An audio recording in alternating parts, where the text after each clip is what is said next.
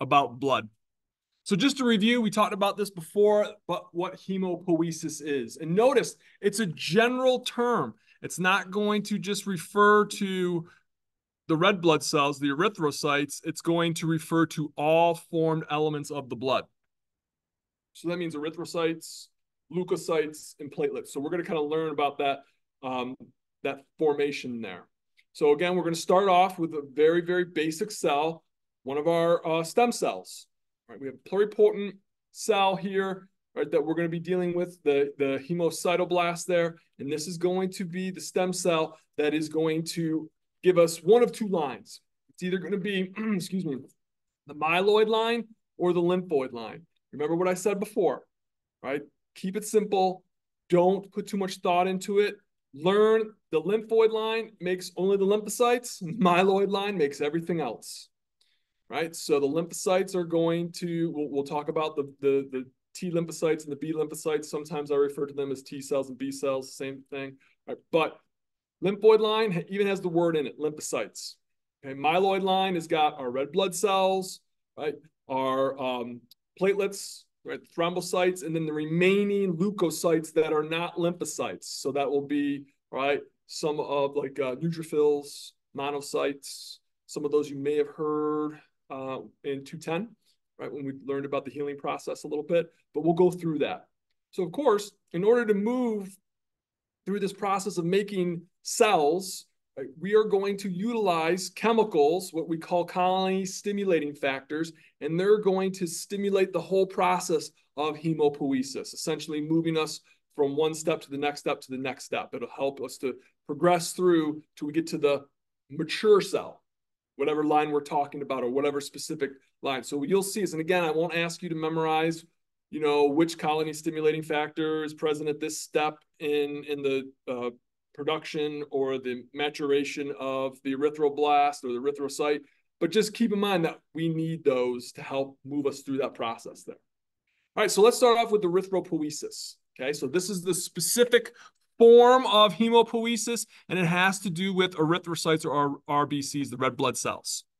So just like with anything, when we're making something, you need ingredients. You're going to make a house, you need materials. Same thing for your red blood cells.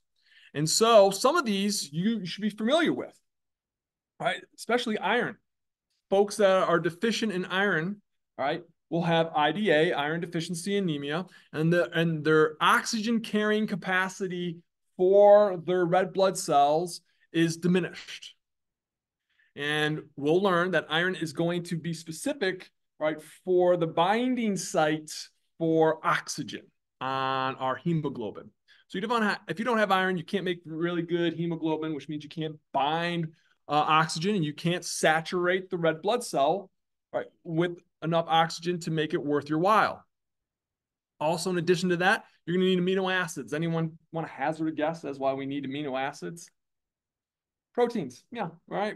We need amino acids to make proteins, and proteins are going to make a large part of our cells in general, plasma membrane, organelles, so forth and so on.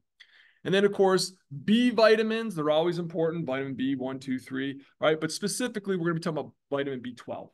That's the one that you need that is specific for the red blood cells. Unfortunately, folks that are vegan or heavily vegetarian, a lot of the foods that they consume, right, are not going to be as, I'm not saying they're not rich in B12, but they won't have as a good a source of B12 as like someone that does eat like red meat, for example. And there's other ways of getting that vitamin B12.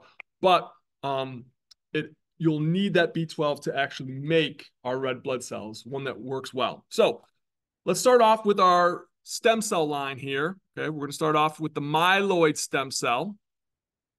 And of course, again, I'm not going to ask you the names of all those intermediate, I know you're writing them down, but I'm not going to ask you the names of any of those intermediates except this one potentially, the reticulocyte, right? Because you'll see that in blood work most often, all right? But again, just keep in mind as you go through these steps here, you'll notice, all right, we start off with our beginning cell, the progenitor cell. We have our proerythroblast, a large nucleated cell, okay? Nucleus contains DNA. ribosomes so we can make our proteins. And as we start to move through the progression here, we go from a pro-erythroblast to an erythroblast to a normal blast. Look what's going to happen. Our cell starts to get smaller. We'll start to make more stuff like hemoglobin, right? But now look, normal blast, anucleate. We've lost our nucleus, which means we've now lost the capacity to make new proteins, all right, in the upcoming stages here. So then once we get to the reticulocyte, look, now we don't even have organelles. They've all gone away, except for the ribosomes. And what are they making? Hemoglobin, which we need. But eventually, when we get to the erythrocyte, the mature form of our red blood cell, we don't have a nucleus. We've lost our organelles. And pretty much, look, bam, all the ribosomes are gone. So we've lost everything. That's why your red blood cells, right, have a limited lifespan. How long? 120 days. You nailed it. Yeah. Okay. Because we can't regenerate. If things start to break down in the cell, we can't fix it. We don't have a nucleus. So there's our instruction manual gone. And we don't have organelles or ribosomes. So we can't make anything. So that's why we're at the whim of the conditions that red blood cell has to operate in. All right, so just kind of keep that in mind as we move down here through these different stages here. And I'll swing over here to the picture. I'll come back to this slide here. All right, so as you can see here, all the way on the left side of our screen, when we're talking about when we talk about erythropoiesis, right? So we start off with our progenitor cell. Look at way above that. What is that? EPO. What do we need EPO for? We just learned about it. What's EPO? Erythropoietin. What's erythropoietin? Exactly. Well, that's the stimulus. That's what's, I know where you're going. Yes, erythropoietin is the hormone produced, all right, by the kidneys in response to reduced oxygen saturation rate in your blood. Basically, what determines your oxygen saturation rate? How many red blood cells, how much or how well they're carrying oxygen with the hemoglobin that they're given. All right, so that's what we're looking at. So as we go through all these different steps, you'll see we need erythropoietin. We're going to have some colony stimulating factors involved in this. But as you see, our cell starts to get smaller and smaller. All right, look at the nucleus there. I have no idea why that's doing that. Oh, I know why. Get out of there. All right. Look at the nucleus too. Overall, you can see the nucleus is it's starting off pretty big, and then it starts to get smaller, and then eventually it gets booted out, right? And then so we're left with pretty much ribosomes, and they're busy making that hemoglobin as that last ditch effort to fill up the red blood cell, and bam, the ribosomes eventually go away, and we have nothing in the cell except for hemoglobin. And that's our mature red blood cell. Reticulocytes, I bring that up only because sometimes when you're looking at a CBC with a differential, they might make mention of reticulocytes. And so when you're reading that, you should be thinking, hey, this is an immature red blood cell. It's not quite grown up yet. It hasn't gotten to that. So if you're seeing an increase in reticulocytes, there's a couple different things that could be happening. One of which is that your red bone marrow could be going crazy and trying to make as much red blood cells as possible. And yet we haven't quite gotten to the point where they've matured themselves. All right, so that's erythropoiesis. All right, the making of our red blood cells. Not too bad, okay? Again, I won't be asking you these intermediates here. Just kind of be familiar with, all right, what we're looking at here. All right, leukopoiesis, the production of leukocytes. All right, now, so with leukopoiesis, we're going to be dealing with both of the stem cell lines, the myeloid line, right, and the lymphoid line. So let's look at the granulocytes. And granulocytes are a classification of cell, right, that we will talk about, right, here in a few moments. We will talk about the granulocytes, the monocytes, which are, do y'all remember what the monocytes are? When they get out of the blood and go into tissues, we give them a different name. And again, I haven't really had many of you in my 210. I just got done teaching it to my other class. A monocyte is a macrophage. Macrophage lives in the tissue. Monocytes live in the blood. Essentially the same cell. Okay, so when a macrophage is floating around the blood, monocyte.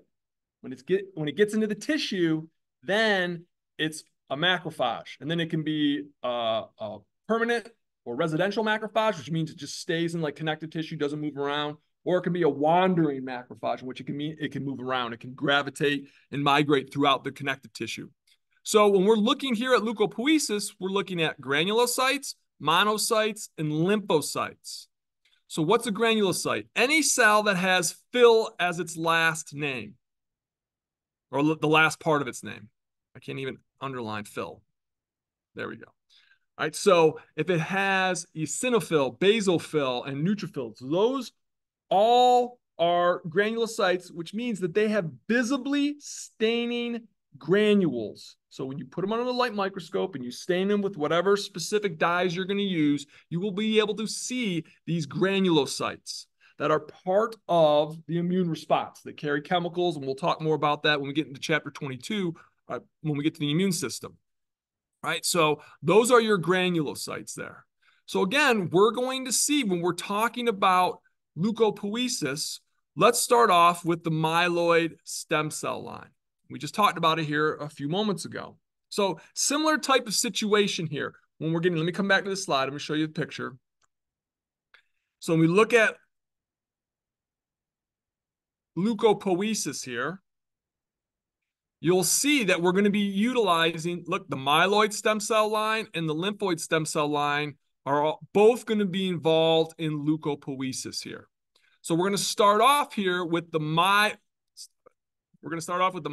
stem cell line. We just talked about it for erythropoiesis. So now we're going to talk about what's going to happen here with our granulocytes, which are neutrophils, basophils, and our eosinophils, and then our monocytes, which are going to be our future, hopefully, macrophages when we eventually get into the tissues there.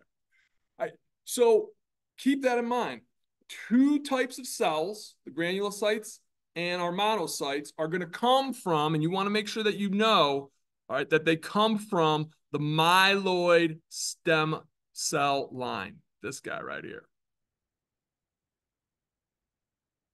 Okay. And so again, they'll undergo the same kind of phenomena that we saw with the erythroblasts or the erythrocytes. We're going to have colony stimulating factors that are going to help to prompt this whole process, to encourage it to progress on. And we'll finally get to our monocyte. But before we get to the monocyte, we're going to be saddled with our monoblast here. And then once that undergoes its final steps of maturation, then we'll wind up with the monocyte. So I'll come right back to the slide. So that's what we're seeing here on the left side, excuse me, the right side of our screen. Here's the progenitor cell coming from the myeloid stem cell line. And then we go through, right, the modifications and the maturation, differentiation, and we wind up here with our monocytes before it gets ejected out into the bloodstream there.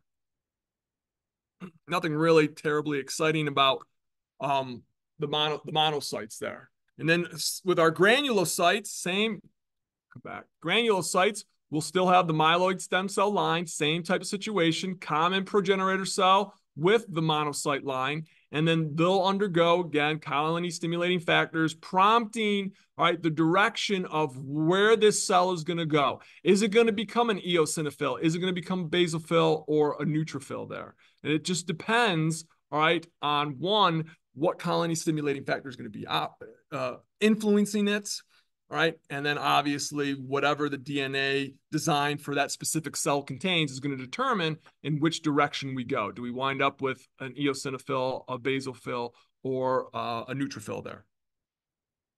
Again, not terribly exciting, but that's pretty much what we're going to be winding up with when we're talking about leukopoiesis for these cells. Just be familiar, right? Which cells come from which line? Like I said, lymphoid line, lymphocytes. Everything else comes from the myeloid line. Right? Just keep it simple for yourselves. All right, so speaking of the lymphocytes, let's talk about the lymphoid stem cell line. And so that's going to include our B lymphocytes, our T lymphocytes, and I really haven't talked to you guys yet about one of the coolest named cells in the body, the natural killer cells. All right, they're cool.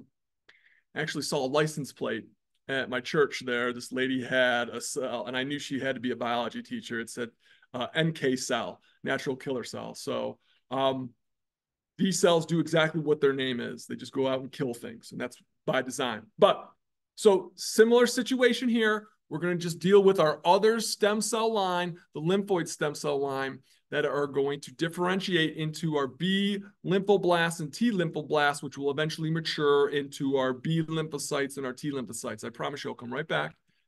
Whoops. And here you can kind of see this is a much easier process to kind of follow, right, when we're talking about the lymphoid stem cell line, okay? So you got our B lymphoblasts and T lymphoblasts, and then you've got a direct link from that lymphoid stem cell line all the way down to natural killer cells. So they don't have to waste their time going through all those steps and processes there. Natural killer cell comes right from that lymphoid stem cell line. Our B lymphocytes and T lymphocytes have to differentiate into a B lymphoblast and a T lymphoblast before they mature into T cells and B cells. So again, this is a little bit of an easier process when we're talking about our lymphoid stem cell line. Not a lot of steps that go on there, but relatively easy, simple process there. All right, so just be familiar with what cells come out of that.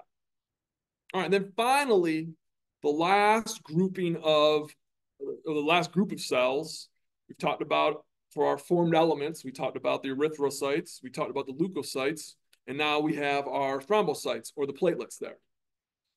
And so again, not a terribly complicated process, right? So our platelets will start off coming from that lymphoid stem cell line, and they're going to produce that lymphoid stem cell line is going to give us what we call a megakaryoblast. And then the megakaryoblast will then differentiate into our megakaryocyte. And this was that cell I was telling you about. This is big, huge cell. And it lives inside of your bone marrow. And what it does is one cell can produce thousands of platelets. And we said that platelets are cell fragments. So what will happen is, right, these megakaryocytes will get close to a capillary, and I told you all this before, and it kind of sends out this pseudopod, or these long extensions called proplatelets. And those proplatelets get out into the bloodstream of the capillary there, and then the flow of blood, right, just sweeps and cuts chunks off of these proplatelets, right, these slices that flow through your blood, and those slices will eventually be your platelets. Got a cool picture I'll show you to kind of give you an idea. But that's essentially what we're looking at here when we're dealing here with platelet formation. I'll come right back to the slide. And that's what we're seeing here, right? So you go to thrombopoiesis, and you can see on the left side of our screen, they come from the myeloid stem cell line, and it goes through a couple of renditions of what it's going to be, but that megakaryoblast is going to eventually wind up as this megakaryocyte with these extensions that will come off of the cell itself, and these proplatelet extensions will go into the bloodstream there, and as the flow of blood just comes washing by, it's going to just create slices and cut pieces of it off, and those pieces will eventually be our platelets there. It's going to look something like that. So you can kind of see how those proplatelets just are kind of, all right, extending out into the bloodstream there, and then the flow of blood just chops those pieces off there. And I'm sure some of the formed elements banging into those proplatelets there will tear pieces up of it also. And that's how you get platelets. Kind of a neat idea there. I know that erythropoiesis or hemopoiesis is not terribly exciting, but we got past it. We did it. We did it together. Okay. So let's move on to something that hopefully that might interest you a little bit more than how your blood formed elements, all right, are created. And let's start to talk about some of these cells. I mean, and you all have a pretty good idea of what these cells, all right, do, but we're going to kind of expand upon that. All right, so let's start off with the most abundant one, the red blood cells, the erythrocytes there. And it's important that you know this. When we use this description here that I put up on the screen, right, that they are small and flexible, that's important, right? Because one, they have to be small enough to fit into the blood vessels, right? And what's the smallest blood vessel that we have? Capillary, yeah. Or if you're Canadian, they call them capillaries. All right, so capillaries are so small that you pretty much can only fit one cell at a time, not for the entire length, right? But they line up. You can't have like 2 or 3 cells floating down the middle of the capillary. They're one behind the next. All right, so they have to be small enough to fit into the blood capillary, and also they have to be flexible. Because sometimes those capillaries aren't going to be fully accommodating, so they need to be able to squeeze around things. That's important, right? And actually, you have, all right, calcium pumps in the actual plasma membrane of your red blood cells, and it pumps calcium out. And the reason why is if calcium infiltrates tissues in general, but for example, for this situation here, if you get an accumulation of calcium in the cell, it will start to make the red blood cell plasma membrane less flexible. And when that cell becomes less flexible, it can get damaged easily. And remember, we don't have any organelles or nucleus to repair it. So if it's damaged, it's done. So we need to maintain that flexibility. And one of the ways that we do that is through those calcium pumps there. All right. So yes, we don't have a nucleus. It's an anucleate cell. And yes, we don't have organelles, but guess what we got a lot of? Hemoglobin. Hemoglobin, that's important. All right. So one of the things too that helps with the flexibility of our plasma membrane is spectrum. And so if you actually have a condition in which you have a deficiency in spectrum, then folks will have fragile red blood cells. And so their oxygen carrying capacity is diminished. So it's important that one, you have a decent amount of spectrum in these cells and that it's working. It's a good spectrum. It's not mal-shaped or malformed there. So we maintain that flexibility there. So when you see, like in this picture here, well, that's not the one I wanted. Oh, wait, there it is. You can see here's a capillary right there. And so when our red blood cells are moving through the capillary, you see how they kind of stack up there?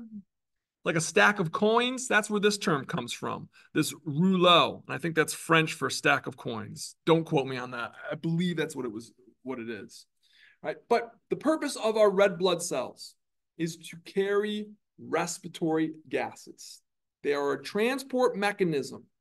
So they carry oxygen from the lungs to your tissues, and they carry carbon dioxide from the tissues to your lungs. Right? So big role of our red blood cells is transportation.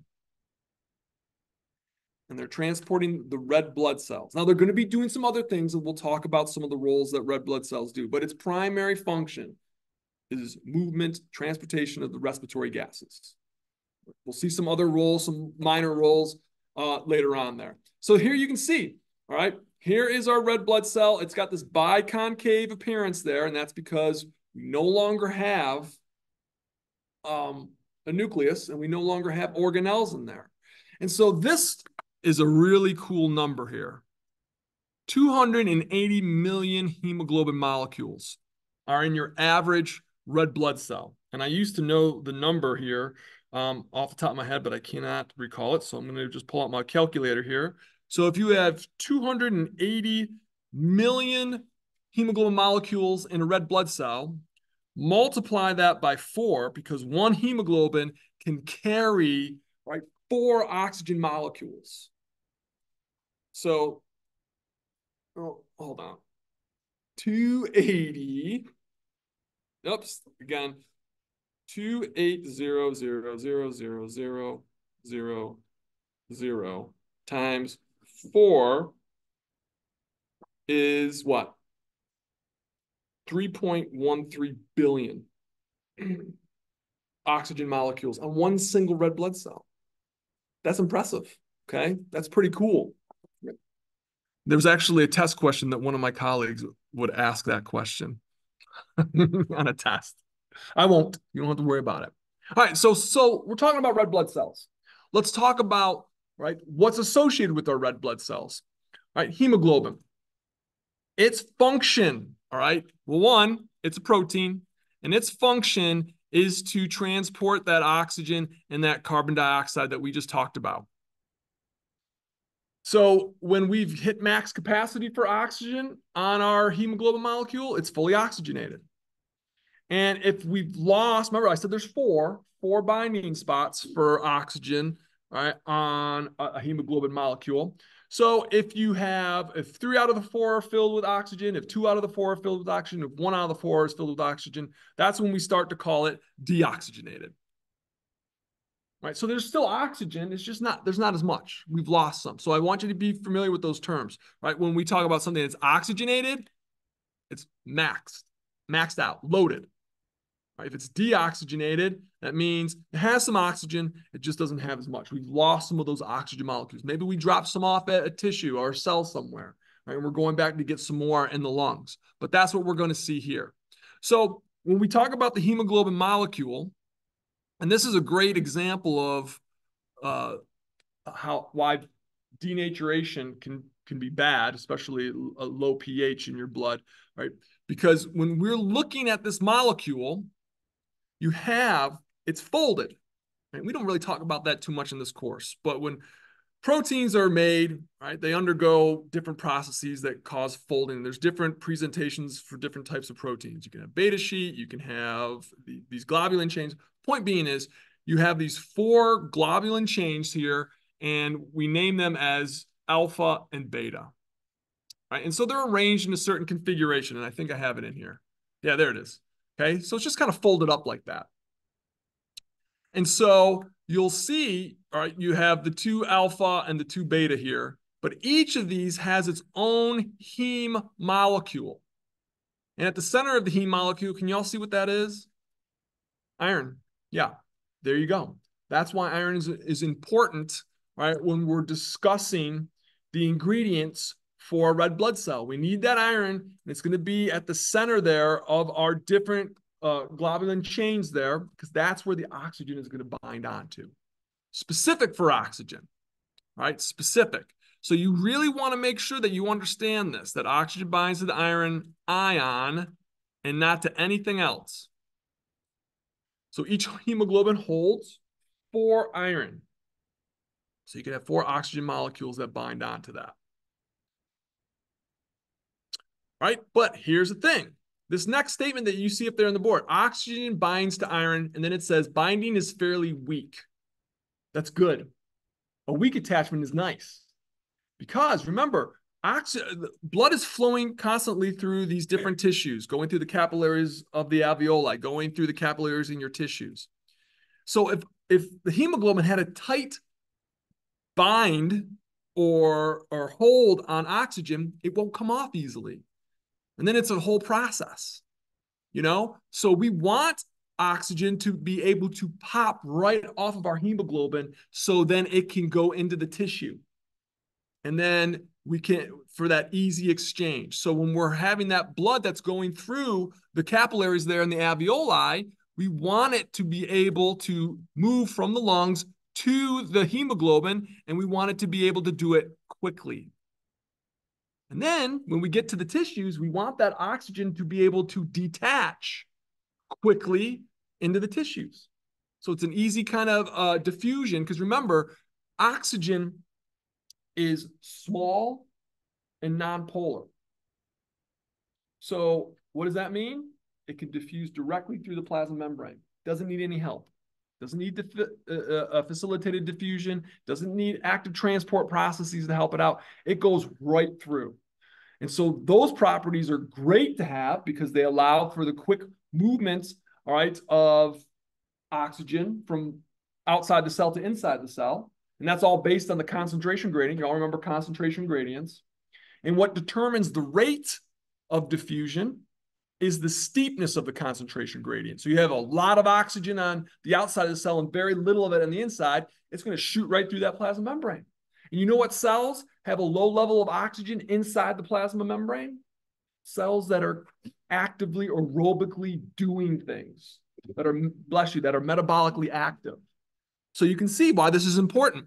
Now, carbon dioxide, same type of scenario, fairly weak. Why? Because we want to get rid of it in the lungs.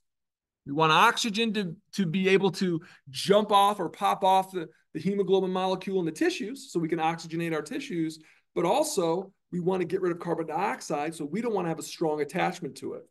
So weak binding to carbon dioxide, so when it gets to the lungs, pops off, you exhale it out, and you're good. Because you're going to learn later on, carbon dioxide, if it starts to accumulate in your body, is going to have some profound effects. One of which is going to be the reduction in your blood pH. And that's not good.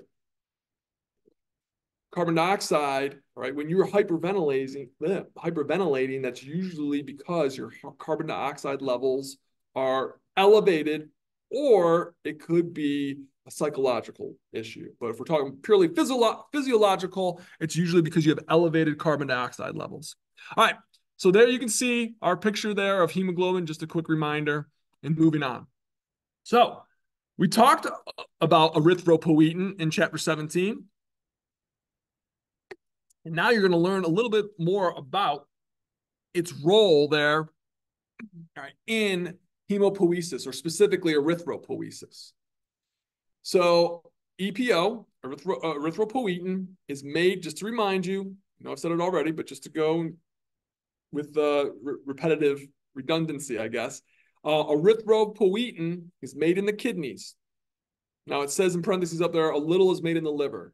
Your body has backup systems. You're going to find that out as we move through this course, that there are backup systems. So here's one of your backup systems. The liver can actually release a little bit of erythropoietin, but primarily it's released from the kidneys there.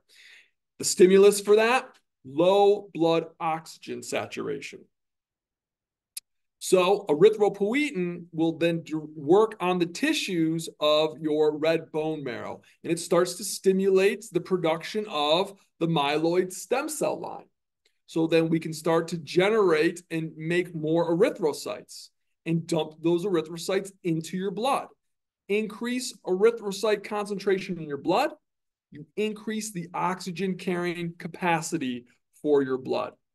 Once we've gotten to that level where there's enough red blood cells and your oxygen saturation rate is good, is satisfactory, then through the negative feedback mechanism, we stop producing erythropoietin, we stop making new red blood cells, and we're good, and we're happy, okay? So one of the things, and this is why males usually have a higher hematocrit level, is our testosterone helps to produce erythropoietin. So we'll have roughly slightly higher amount of red blood cells in our blood than females, okay? And that's because of testosterone. So another thing, and I don't know, remember if I talked about it with you very much, but another thing that can stimulate the release of erythropoietin is when you are at high elevation. What do people usually say when you're at high elevation? Like I just went and I'm up in the mountains. I was at 15,000 feet. What do they say about the environment up there? Yeah, the air's thin. Everyone always says that. And basically that's just a way of saying, hey, there's not much oxygen here. All right. So the oxygen saturation in the air is much lower compared to where we live, compared to, all right, now in Charleston, sea level. Right. So when you go to those higher elevations, when you are breathing in, you have those receptors that are going to be able to monitor those chemoreceptors that are going to monitor your blood saturation levels. And because the air is quote unquote thinner, not as much oxygen is getting into your bloodstream, then what is your body going to do? It's going to start generating erythropoietin to make more red blood cells. You may have heard of, there was a period of time where a lot of athletes would go to like Mexico City, more so on the West Coast, but throughout North America, because it's a mile. I think it's a mile in elevation. Again, thinner air. So what would happen? Their bodies would start producing more erythropoietin. Then they would produce more red blood cells. And then they'd go and compete. You know, they would usually go and train a little bit before whenever their competition was going to be for whatever. And then because they had all those erythropoietin production levels increase the red blood cells, they'd have a higher red blood cell saturation rate. Then they could go and compete in Orlando or whatever, but yet they would have more higher oxygen saturation rate. Go ahead. Did you hear about, this was like several years ago, there was a football player that had sickle cell and he couldn't play in Denver because they were worried? Yeah, I believe it. Yeah, exactly. And we don't really talk about sickle cell too much, but again, sickle cell, I'm sure a lot of folks have heard about it. It's just when you get this abnormal formation of these cells, they literally look like a crescent moon, a sickle, and so it diminishes the oxygen carrying capacity. So this individual athlete had a reduced oxygen carrying capacity already.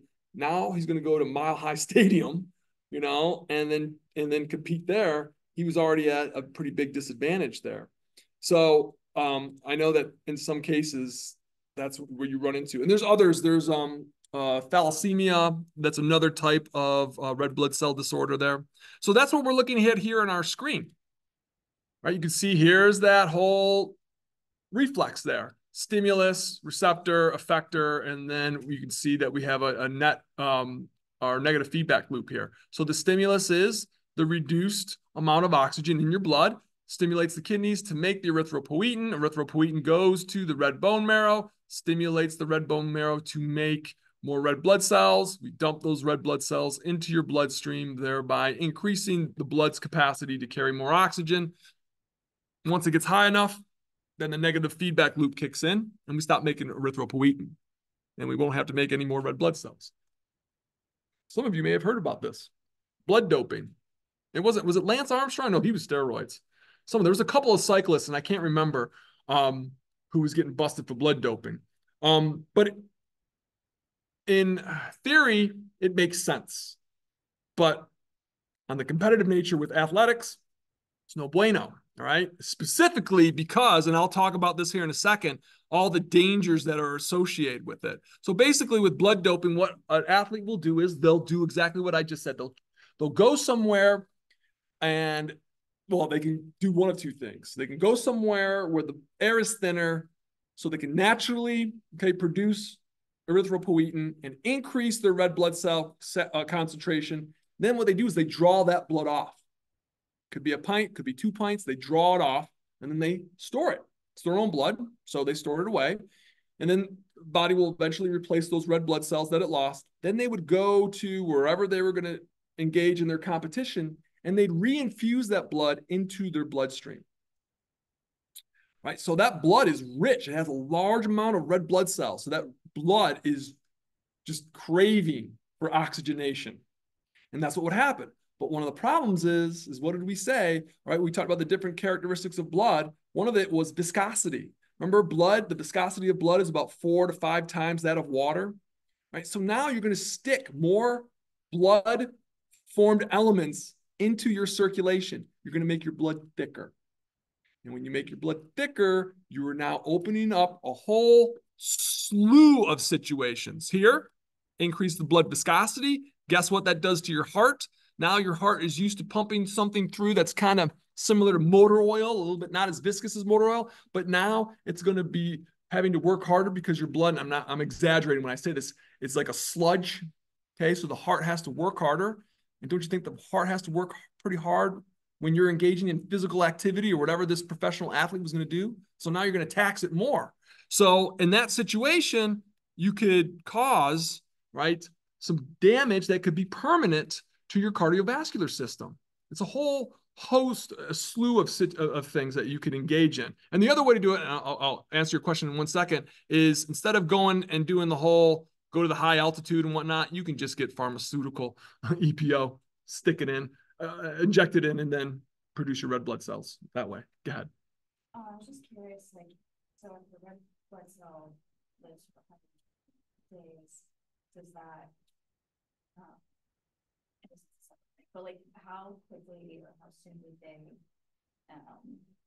inject themselves? Have to reinfuse they would do it close to that period of time when they're going to compete. So you could do it about a month, weeks to a month or so. After that, you start to get degeneration of tissues. But remember, red blood cells will last a long time. So when they pull that blood out, it's going to be good for, several weeks. I don't want to say several months because, again, it's outside the body. You know, I guess anyone here a phlebotomist know anything about phlebotomy and the storage and the degradation? Yeah. Again, I'm just assuming, but yeah, it could last for a little while. Yeah. Like a slow injection. Right. They say it's like one, it could last longer. So like the season of the competing and yep. then also maybe it helps like build up their cardiovascular muscle. I don't know. That's a great thought, because you would think the same thing with athletes that use anabolic steroids. Why not just a little, you know, instead of a lot? Because what happens is people, when they use a little, they say, oh, I've got some good results from that. Now what happens if I double that or increase that? You know, I'll probably get even better results. And so that's what they kind of see in that situation there. But that's a great question. Yeah. So that's blood doping for you. Yes, ma'am. So if the athlete trains in Denver versus like Travis and Tim who train in Jacksonville, they meet, would Denver's athletes not have the upper hand or no? I mean, you would think, yes, you would say, depending on where they're competing, if they were competing, well, it doesn't really matter, because if they were to compete in Denver, those Denver athletes are used to that quote unquote thinner air. And it's just like they used to use the same example, cold weather teams versus warm weather teams. You know, they would say teams like Buffalo, when they play Miami in Buffalo, would crush Miami because Miami's used to the warmer weather, and vice versa. So there is going to be, I mean, you would think academically, when looking at that situation, yeah, there's probably those athletes in Denver which could potentially have slightly elevated red blood cell count. And so they should definitely, you know, by thought, have an advantage. But if you look on the sidelines, a lot of those athletes, when they're sitting on the sidelines, what are they doing? Yeah, they got the oxygen masks on. Everybody's doing it. Yeah, yeah. So you're sucking in that you know 100% O2. You're pretty much reoxygenating yourself. But those folks that have that higher red blood cell count would benefit more. So you think, yes, they should. They should. But yeah, it's a great question. All right. So I've already pretty much told you most of the stuff that's on this slide here, right? So when we talk about erythrocyte destruction, we talked about how we make them. Now we're going to talk about how we break them. Right, so we're getting around to our 120 days, and now our erythrocytes are getting older. They can't fix themselves. They can't repair themselves. They don't have the means to do that.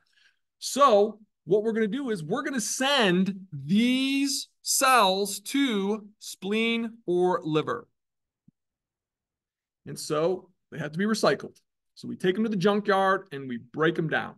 Essentially, that's what we're going to do. So we're going to strip these red blood cells for parts. So we're going to take, all right, those globulin proteins that we got from hemoglobin there. We're going to take all those proteins out of your membrane and we're going to chop them up into their building blocks, amino acids. Perfect. Let's go do that. So then we can use those amino acids for whatever. Right? Maybe we're going to make some more red blood cells, but maybe we want to make some other things that have proteins in them. Right? So like I said, the body's great at that stuff. Oh, all right. We got iron. That came from our hemoglobin molecule. Well, we're going to return that, right, to the liver. And we have our carrier protein called transferrin. And sometimes when you go get your blood drawn, they will monitor and look at that protein, you know, especially for folks that are complaining of anemic-like symptoms. So they will look at that to see if you're deficient. So you're not maybe able to transport iron in your body when you need to make red blood cells. All right, so we're going to take that iron and stick it into the liver for later on when we need to make more red blood cells. And then what we're going to see, that iron will eventually make its way back to the red bone marrow here. So when we talk about the liver, we're going to be looking at these two proteins because those are going to be the proteins that will store the iron inside the liver. Good, which is fine because again, we need that iron for later on. And so when we're looking at the capacity of the ability to make red blood cells, we have to take into account all the steps and all the places for some of these ingredients and where they're going to be. Liver is one of those places. So we need to see, is the liver properly storing iron? Has anyone ever heard of, well, I'm sure most people have heard of iron deficiency anemia, IDA. It's the most common type of anemia. And they don't really recommend it too much but I know some medical care professionals that will recommend if you want to increase your iron levels to cook on cast iron skillets. Has anyone ever heard that? Yeah. Okay. Yeah. And then, yeah. Okay. Good. It's good to see that doctors are still recommending that because, first of all, cast iron cookware I think is phenomenal. Um, but literally, when you are some of the small parts of iron will come off, and you're going to digest that, and it's a decent source for it if folks are having issues with assimilating iron, all right, from other sources. And of course, we'll get it. What's the big iron rich uh, food? Yep, livers. What'd you say? Yeah, spinach and some red blood cells, and yeah, and red meat because they'll have some of those same materials. But yeah, again, if we can't get it from that, let's get it from the skillet. I always thought that was really interesting. I just thought I'd share that. Okay, so we talked about some of the other parts. What about that hemoglobin molecule? Right. So that hemoglobin molecule, we strip the iron away, send that off, and then now we're left with the heme group. And so this is where we get into some stuff that some of you might find interesting. Things like bilirubin, all right, or urobilinogen, and all these different things. But everyone's very familiar with bilirubin because that's what you're looking at if somebody has like yellow discoloration of the sclera or some of their mucous membranes and whatnot. And so now you get to actually find out, hey, what causes bilirubin buildup? Well, here's what happens. Your red blood cells, when they're being broken down, right? And this is the beautiful part. There's those macrophages, some of my favorite cells in the body, which were at one point were what? Monocytes. Yeah. Okay. So these macrophages, right, are going to play a huge role in breaking down that heme group there into our very first intermediate, which is called biliverdin. Right. And we don't really, it's got a green coloration to it, but the one that that most people are familiar with is bilirubin. And so what will happen is our biliverdin gets converted into bilirubin, and then it goes to the liver. Look what's transporting it to the liver, y'all. Albumin. Remember, that's one of our transport proteins. One of its goal, and again, it serves a couple different purposes. Does anyone remember what did we learn about albumin 2 classes ago? What does it do? What influence does it have on your blood? It's responsible for what we call the oncotic osmotic pressure. Remember I told you that the proteins in your blood will pull fluid into the capillary, right? It helps to prevent stuff from leaking out of the capillary, right? And so that's what albumin does. It plays a role in that, right? So now we have our bilirubin. It goes to the liver, and then eventually your liver makes a lot of things. We saw that it made albumin and it made some of those transport proteins for iron. But guess what else it's going to make? Bile. And so one of the ingredients for bile is going to be the bilirubin. So it's nice. We can kind of recycle that. So we dump it into the bile. The bile, where does it go? Into the digestive system. And so it goes through the digestive system and it gets converted into urobilinogen in the small intestine there. And what will happen is in the small intestine, we have that bacterial flora there.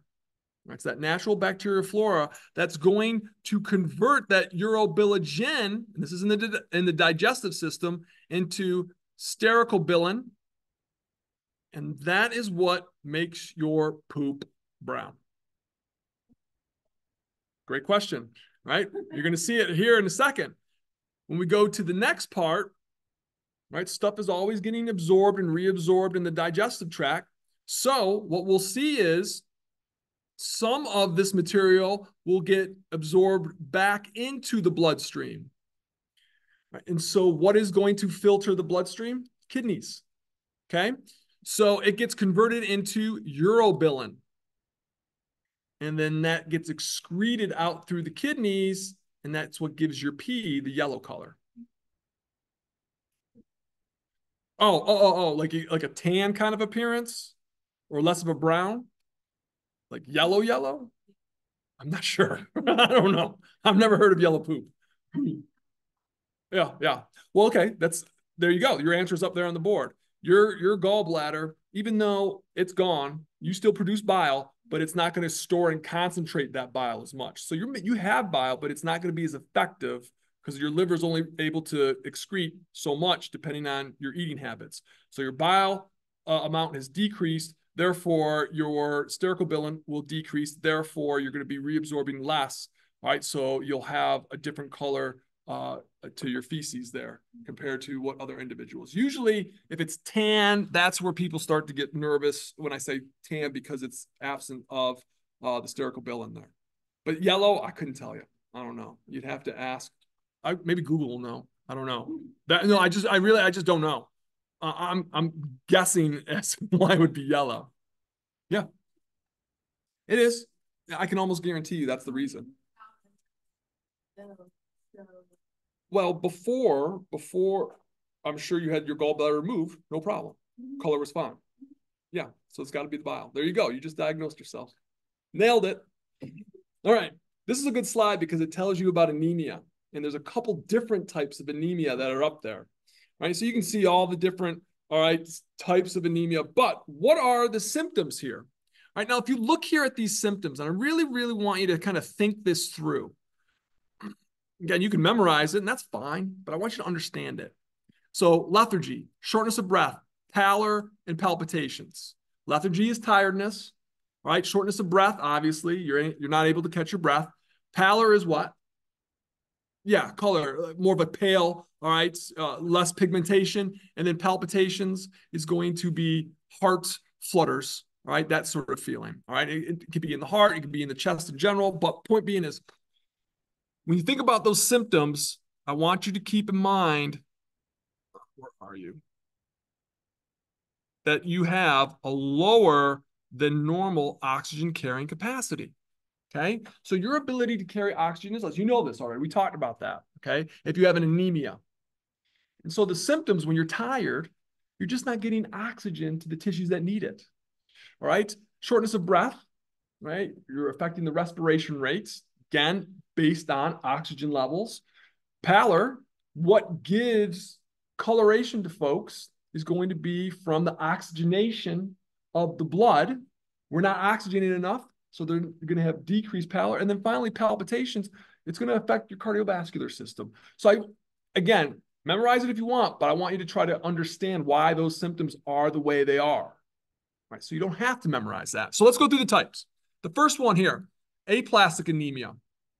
Right? This is not uncommon in folks that undergo radiation chemotherapy because it can affect the red bone marrow there. And so essentially what we've done is something has damaged the red bone marrow. And as you know, the red bone marrow is the tissue that makes your formed elements of your blood. So you're going to affect your red blood cells, right? Your leukocytes and your thrombocytes. All right. So we have defective bone marrow, and you can see it can come from a variety of different things. I said chemotherapy, radiation therapy, any of that can cause that. All right, congenital hemolytic anemia. Obviously, if it's congenital, it's going to have a genetic component to that.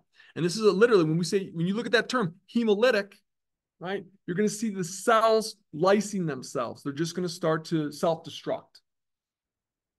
All right. Next one, erythroblastic anemia. This one here, right? This is the one when you go and get your blood drawn and they do a CBC. This is the one I was telling you about. You're going to see a lot of reticulocytes because your red bone marrow is trying to make up for that lost amount of oxygen saturation. And so you're going to see a lot of reticulocytes here. And the problem is that these cells are maturing at an abnormal amount or rate. And so there's going to be defects in those cells, therefore compromising their ability to carry oxygen. Hemorrhagic anemia, easy. Hemorrhagic, when you're hemorrhaging, what are you doing? You're bleeding. You're going to be losing blood somehow, right? Nosebleed, lost limb, whatever, all right? That sort of thing. Pernicious anemia, pernicious is delicious, all right? Pernicious anemia, again, this has to do with, remember I was telling you about the vitamin Bs? This is that B12. And what happens is your digestive system right, has this substance called intrinsic factor. And intrinsic factor helps the absorption of vitamin B12 from the gut. So if you're unable to produce intrinsic factor, we'll talk about what, all that process when we get to the digestive system. If you're unable to produce intrinsic factor, you're unable to absorb vitamin B12 from your gut. Therefore, you can't make red blood cells. Okay, you're compromised. And then we have our sickle cell disease, and this is that one I was telling you about, right? In which, right, the cells have that sickled appearance, and it's because the hemoglobin that they're making is abnormal, compromising the carrying capacity of the hemoglobin there. Again, this is another condition that is genetic. Right? And I don't even have iron deficiency anemia up there, IDA, but we all know what that is, okay? If you don't have iron, you don't have good working hemoglobin, you can't bond oxygen and you can't carry the oxygen. Ooh, yeah.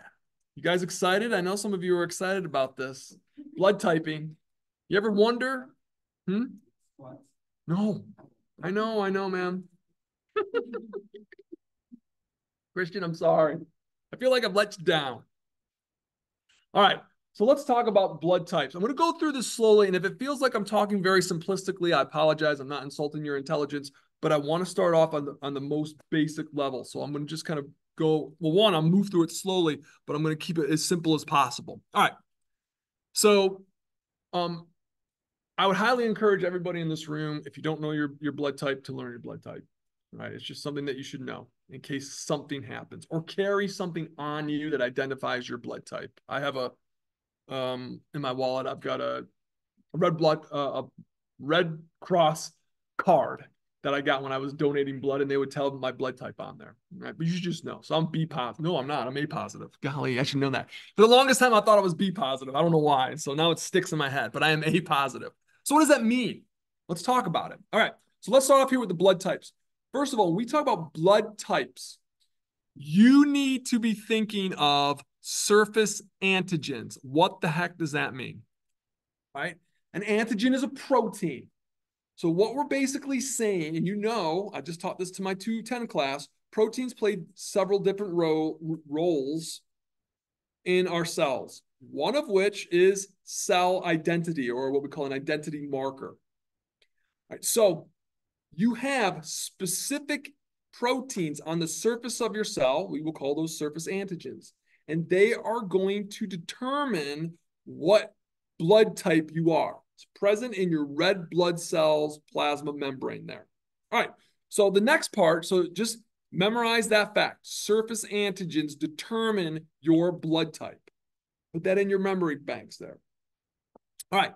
So when we're talking about our ABO blood typing, what we're basically saying, either you have a certain antigen on the surface of your red blood cells or you don't.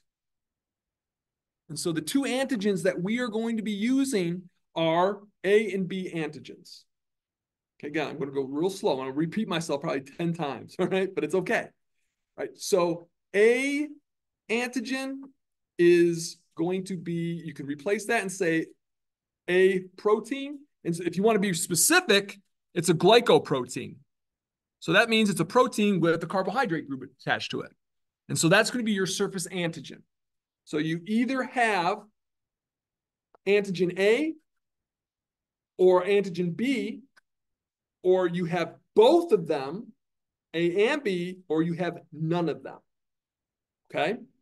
So you either have one or the other. You either have both or you have nothing. So are we good on that so far? Okay, so look up here on the screen. So type A, that's me. I have the surface A antigen. That's on my blood. If you are type B, you have the surface B antigen. Only, you don't have the other one, you only have the one. So the name tells you what type of antigen you have. If you're type AB, you have both, right? Okay, surface antigen A, surface antigen B. I always think that type O is the easiest because I just think of the O as a zero, which means you have nothing. You don't have either antigen. All right, so are we good with that? I'm going to repeat it one more time. I just want to make sure. All right, so type A, you have surface antigen A only. Type B, you have surface antigen B only. If you're type AB, you have both surface antigens A and B. And if you're type O, think of 0, you don't have either. Okay, good so far? All right, good. This is going to start to get confusing here. All right. So depending on your antigen status is going to determine what type of antibody you have. Now, Dr. Kaz, what's an antibody? Briefly talked about that. The antibody is a protein. It has immune function.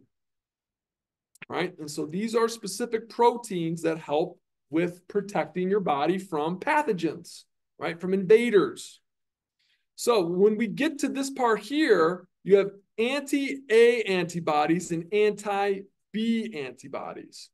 So if we read that statement there, anti-A antibodies react with the surface antigen A. That's what it means. Anti-B, all right, saying it's a kind of against. So if I'm type A, do you think I should have should I have A antibodies or B antibodies? You would think that, and that's great. I'm glad you said that. Because if I had anti-A antibodies, my anti-A antibodies would attack my own cells. Okay? That's what would happen because I have the antigen. Okay? Anti-A antibodies will attack A antigens. Yes. AB is the first. Or I would have it backwards. Yeah. Okay. Yeah. Oh, no.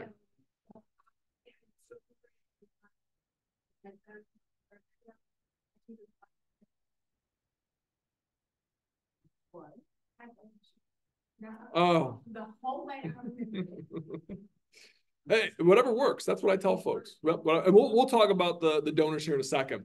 But I want you to understand, all right, are we good with that? So if you have type A, which is me, my blood will not make A antibodies because then they would attack themselves. Guess what my blood makes?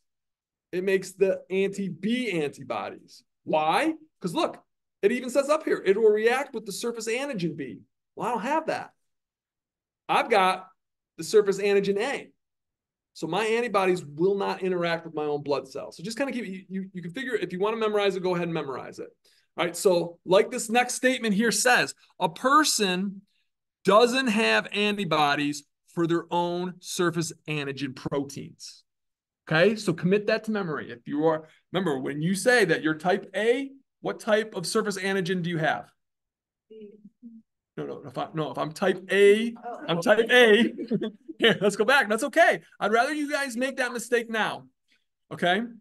Remember, blood types is all dependent on what surface antigen you have. So if I'm type A, I have A. Yes, that's right. Okay, good. Surface antigen A. Good. But that also means if I am type A, then that means that I have the anti-B antibodies. Okay? Because if I had the anti-A antibodies, what would they do? It'd attack me. It'd attack because I have the surface antigens for that. Okay? So keep that in mind. All right, so when we're looking at this next statement, a person does have antibodies to antigens that are foreign to them, which makes sense. I have surface antigen A because I'm type A, right? But my antibodies are going to be B. So if I were to be transfused, right, with B blood, my antibodies would go after that blood. Cause clotting. Then we'll talk about what can happen from that. All right. So again, this is one of the reasons why I go through this slow, because this stuff can be confusing here. All right. So again, up here, type A blood has anti-B antibodies in its plasma. Right. So if I get a foreign blood that has a B surface antigen, I'm going to kick its ass. All right. Type B blood has anti-A antibodies in its plasma. Same thing. If you're going to get type A blood, your anti-A antibodies will go after it. Type AB. If you were type AB, what does that tell us about your surface antigens? You have both. So does that mean what about your antibodies? You don't want to have any antibodies, right? Because you'd attack your own blood cells, right? So keep that in mind. Type AB blood has neither antibodies, anti-B or anti-A antibodies. I know it takes a lot of memorization here. Type O, though, right? Remember, it has no surface antigens, 0, right? But guess what? It has both anti-A and anti-B antibodies. There's a good, this slide here, memorize that. That's easy. I like the pictures. That's what helps me, right? It tells you the blood type, and then it tells you, all right, your erythrocytes, what type of antigens you have. So here's type A. It's got these circular bubble-like antigens. And then you can see here, but my blood plasma carries the anti-B antibodies. And look at the receptor site here. This is like a wedge. This is circle. Circle and wedge don't fit. But if you go over here to type B blood, look at the antibodies here. Right?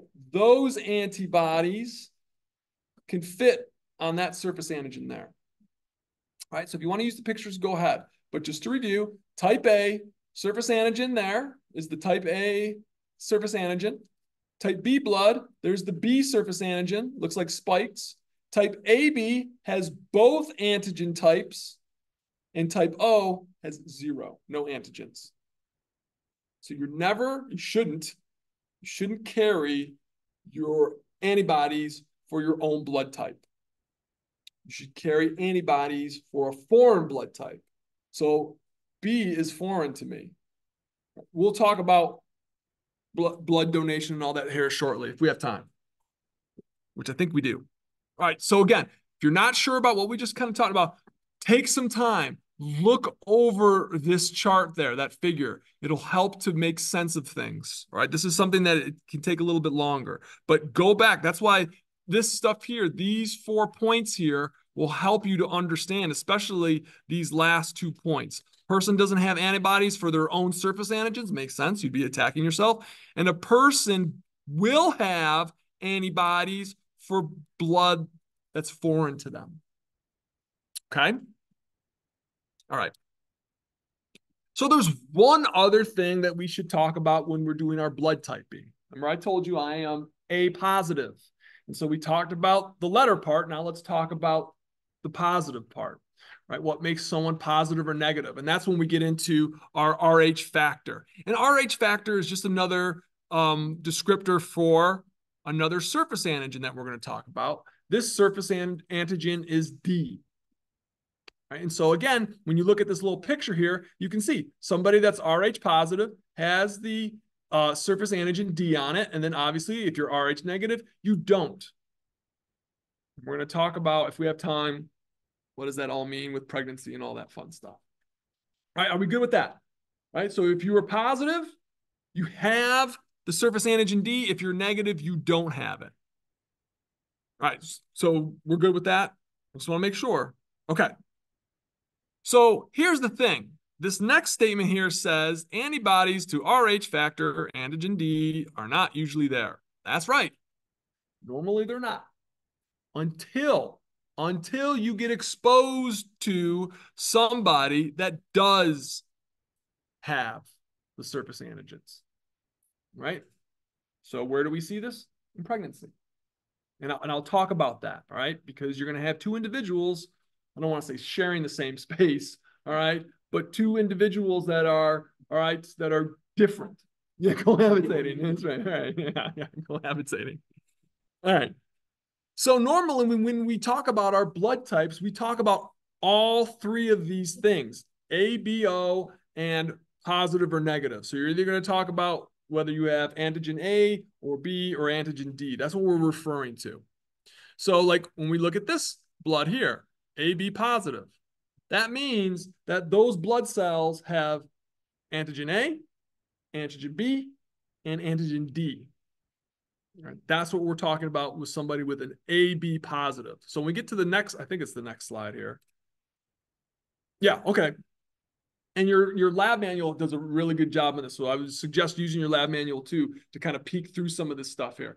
But this chart here on the right, I love it because it tells you, right, who you can give your blood to and who you can't give your blood to. But you could kind of figure that out if you kind of go through all the steps that we just went to, or you could just memorize it and then know it off the bat there. So let's use me as an example. Yay, me. All right. I'm A positive. Right? So that means that I carry antibodies for B. So I can donate blood to another A positive person. I can donate blood to somebody that's AB positive, but I can't give it to a person that has B, right? That is, let's say B positive. If I give it to them, my blood, right, I will then be transmitting my antigens, my antibodies, my B antibodies, because this is me. I carry the antibody B antibodies, and I'm going to donate to this person here. Look what's going to happen. These antibodies will attach onto that person's red blood cells, and they can get clumping of the cell. Well, I'll talk about it. I'm jumping ahead. Sorry. All right. So again, take a peek at, well, this is, I guess, no, I'm not jumping ahead because I'm going to talk about agglutination. So that's what happens when you give the wrong type of blood to somebody. You can get clumping or agglutination, and all these antibodies will swarm onto these red blood cells, and they make these clumps. And what will happen is it can precipitate out of the plasma, and it can potentially block blood vessels or significantly narrow blood vessels down, where we get stenosis there. And so you can cause a whole host of things. You can cause, all right, a potential for stroke, right? You can cause, this is the one that a lot of folks get worried about, is the hemolysis. You just start rupturing some of those red blood cells. And depending on where that happens, all right, you can cause damage to the tissues there. So there's a test, and that's what your lab manuals talk about. Has anyone here ever seen John Carpenter's movie, The Thing? Oh, I love that movie. It's cool. Well, anyways, there's a scene in it where they have to find out if one of the people that's in this camp is an alien monster or not. And so they start to take people's blood away, and they're going to start mixing the blood. So it got me to start to thinking, right? When we're looking at incompatibility for blood, right? Agglutination, when you get that clumping, you can physically see it. So is anyone here B positive, B negative? Okay. All right. So if I wanted to see, like Sam needed my blood, all right? And I'm not sure what his blood type is. He doesn't know what it is. I don't know what it is. So what we're going to do is we're going to draw blood from each other, and then we're just going to take small samples, and we're going to mix it together. And if we're compatible, all right, it will look something like this. If it's compatible, right? That means there's no interaction, right? No one's antibodies are doing anything to the antigens. If it's incompatible, right, which it is because he's B and I'm A, it'll start to clump and it'll look like that. And your lab manual has a good chart on that, and it shows you, right? So that's what we're talking about. So if we have compatible blood, right, we'll see the donor blood that's getting dumped in is going to have these surface antigens, and then the person that's going to be taking the blood, right, has this type of antibody, right? The antibody will not react to the surface antigens of the donated blood, so it looks like that. Now, if we give somebody incompatible blood, right, like if I were to give, right, my blood to Sam, all right, so I'm type A, which is perfect because you're type B. All right. So here you can see those are my surface antigens. He's carrying the antibodies that are specifically designed for that blood because I have that foreign blood. So what is his antibodies going to do? It's going to start grabbing onto and holding on to several of my red blood cells, and it's going to cause clumping and grouping. So that's what this picture here is showing you. You have a type B recipient, and they're getting blood from a type A donor, and you can see where the recipient's antibodies are going after the type A blood and causing clumping and that agglutination. Now we're blocking blood vessels. You see how that's a bad thing if we're dealing with the brain? That's a problem, right? Right? Especially when we're dealing with smaller blood vessels and smaller. That's why you can get organ damage, because when we start to get down into the smaller blood vessels that are found within the organs, because you might have what's called an end artery or whatnot, or an end blood vessel, and they're smaller, it's easier to get clogged. And so we can get organ damage there. All right, so kind of keep that in mind. Right. Again, if you're not sure, just review it. But when we're looking at incompatible blood, we're looking at the possibility of blocking, right, some of those smaller blood vessels, causing, all right, necrosis of tissues and damage to those tissues there.